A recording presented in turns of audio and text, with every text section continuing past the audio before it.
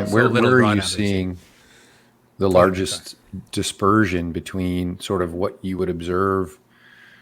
I'm going to say the average investor, or you're only 6 months The old, average so Fin Twitter.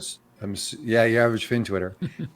As you're onboarding these new subscribers and clients, where are they versus where should they be, and what are the largest gaps that you're seeing? Yeah, that's a great question. I think this most recent couple of weeks, we're about as closely aligned as we have been throughout the entire process.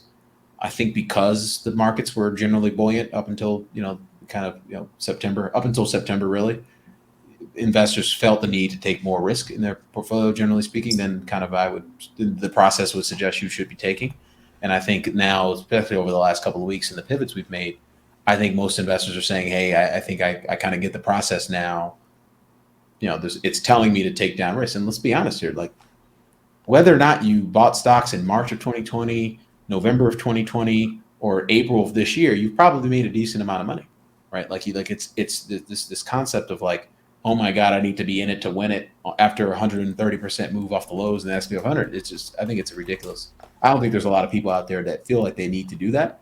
I just think there's so much narrative driven investing around inflation dynamics and crypto halving cycles and all this stuff that like there are people who have these massive positions on that refuse to give up the ghost until it's probably too late.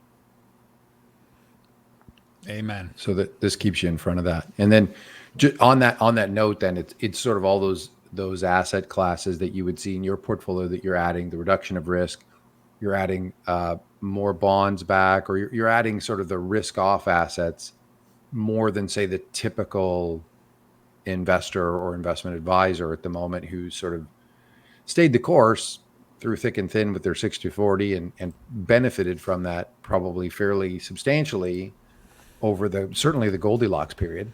Yeah, absolutely. And so now there's the potential for significantly more differentiation in the approach that you're ascribing and the adaptation that you're ascribing.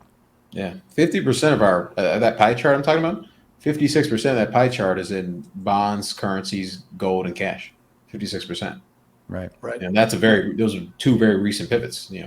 Most of the portfolio was in high beta type commodity exposures heading into the beginning of the month or heading in the beginning of November. Mm-hmm. And so that was a very important pivot to start getting out of that stuff and rotating into more defensive exposures. Not to say we nailed it or anything. That's not the point. It's a process, right? Like, it will change. Telling you to start doing something different. Even the going back to Rodrigo's discussion, like even the leading edge of the process, like before the full process confirmed, was telling me to start doing something different. And so having kind of this human experience that I've had over the last dozen plus years of doing this, it's like, hey, maybe I don't want to wait for everyone else to have to sell their overweight inflation commodity narrative based investing story for positions. I said it, there's a bubble in narratives, and a lot of people are going to lose a lot of money in the next kind of 6 to 9 months, in my opinion, as a function of their inability to change their mind on something like inflation.